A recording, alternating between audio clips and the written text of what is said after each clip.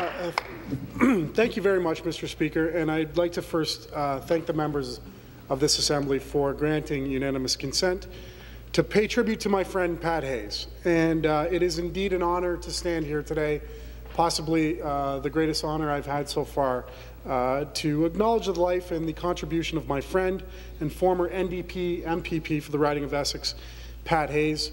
Today, Speaker, you will have heard that I welcomed a large contingent of the Hayes family from all points within the province to the legislature today, and we're so proud.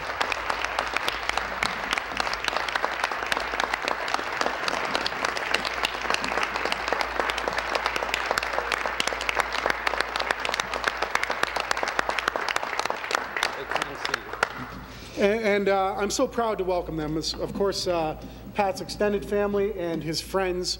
And, Mr. Speaker, if by the numbers that came out today show any indication of the support that I have in my riding, I'm anxious for the next election to come around, because I know I have the backing of the wonderful Hayes family with me in every election.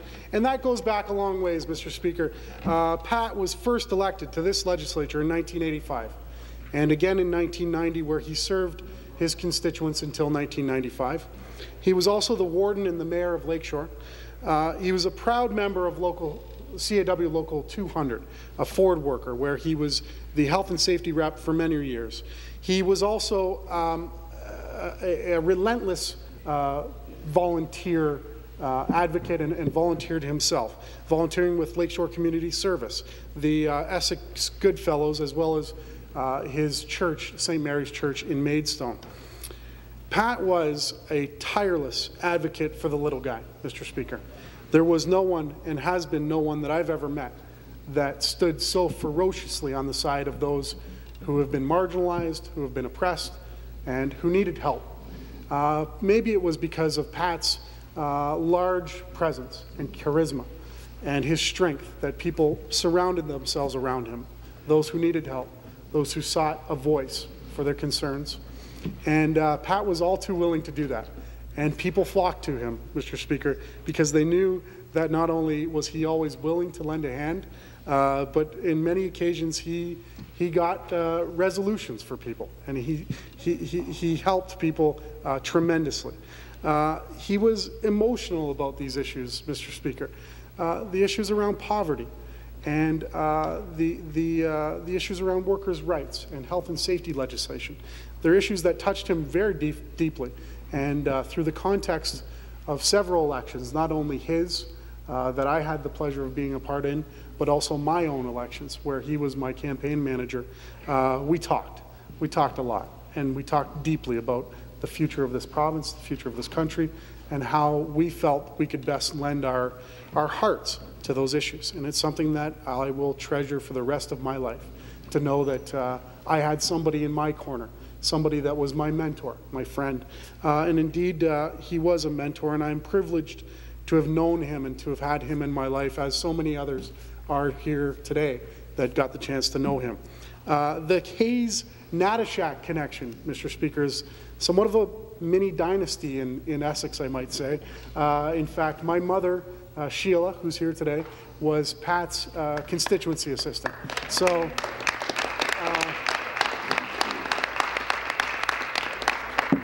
as a young lad, Mr. Speaker, I got the chance to run around this place. It's a familiar place to me, thanks to Pat's being our member and his election. And it's something that, again, I will cherish with me my entire life. So I asked my mom about some thoughts about Pat, and I'll read you one quick one. I think the members will find some humor in this. It says, "Dear Tadas, the campaign team had a policy of never sending the candidates out on their own, so your dad accompanied Pat on many of his ventures. There was an early 6 a.m. plant gate at a factory in Chatham, so in order to get Pat and Boris out without sending them on the road at 3 a.m., we arranged for them to stay in a motel just off the 401 in Blenheim. They booked in, and Pat explained that he had to be at the plant gate early, so he asked for a wake-up call at 5 a.m. The person at the front desk said, 'Fine, no problem.' My dad, Boris, says, 'Pat, I think we should go and buy an alarm clock.' the owners of this hotel have a Liberal sign out in the front lawn. And I'm afraid they may deliberately not wake us up. Ever trusting, Pat said, "Oh, Boris, don't worry, we'll be fine." As the sun crept up through their windows late the next morning, Pat woke up panicked in a panic towel coming from Boris that said, "Never trust anyone when you have to wake up." So, it's those, it's those funny anecdotes. It's those funny anecdotes, Mr. Speaker, that I think we all have as members of this legislature. Funny that are also, life-lasting. We carry them with us, as difficult as they may have been. They're great stories in the end. Mr. Speaker, Pat passed away on May the 2nd, 2011, which was the federal election day. I was a candidate in that election. I woke up that morning, received the call that my good friend had passed away, and I was, it literally knocked me off of my feet. I dropped to my knees, and I, in a selfish way, said, "Why, Pat? Why not tomorrow? Why today? Why did you have to do it to me today?" And in fact, Mr. Speaker, this is a gentleman who had never missed an election since he was 18 years old, and after reflection, I figured, and I came to terms with the fact that because he couldn't participate from his bed, he left us to be with us in spirit on that day. And I know that he would have been very proud of the accomplishments of our federal party, and it's something that I feel, and I felt certainly that day, and I continue to feel as I go about my work in this House.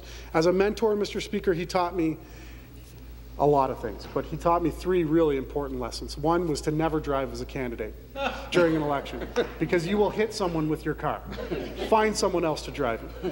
Number 2 was that he taught me to go to small gatherings, whether it was a church bazaar or a garage sale, because he said, they might not know if you were there, but they certainly will know if you weren't there. And it's something that my wife can attest to, that I've attended a lot of those types of functions. And the third thing that he said, Mr. Speaker, that I think I carry with me in this House is that they might not agree with what you say. And sometimes in this House we don't agree with what each other says. But they might not agree with what you say, but they will respect the fact that you had the guts to say it. And that's something...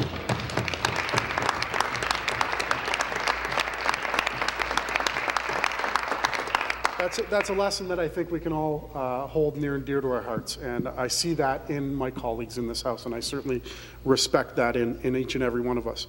As a father figure, to which he was to me, he offered me guidance, support, advice, and love, all the things that a father does, and I'm forever, eternally grateful for that. As a campaign manager, we figured one election we put 9,000 kilometers on his vehicle during the winter campaign, all along talking, canvassing, a little bit of fun in between, but that's a lot of miles on the road in a short period of time, and I'll cherish those moments. And as a friend, Mr. Speaker, you simply couldn't ask for a better friend. He was always there, every time. When my brother was injured and my parents had to leave to British Columbia, Pat was there.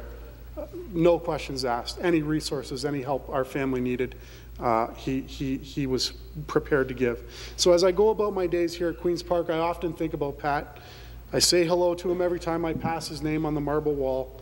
I wonder how he would have approached different issues and situations, and I also wonder if he would be proud. And indeed, I think he would be, not only of the job that I'm doing, but in the job that our entire caucus is doing in our party. I also know that he would be proud of his family, Rose Claire, Michael, Christine, David, James, and Stephen. He loved you all so much. You were the center of his universe, and I know that as much as he gave you, you returned that love tenfold to him. I want to thank you, the Hayeses, for sharing him with us for so long. The sacrifice and time spent away from your family is really a reality that I know now all too well. In sharing him with us, you ensured that this wonderful man's contribution to his community will never be forgotten. He touched so many lives in a special way. Today in this House, we say thank you, Pat. Thank you for the moments you gave us. We all love you, miss you, and cherish each memory each and every day. Thank you very much.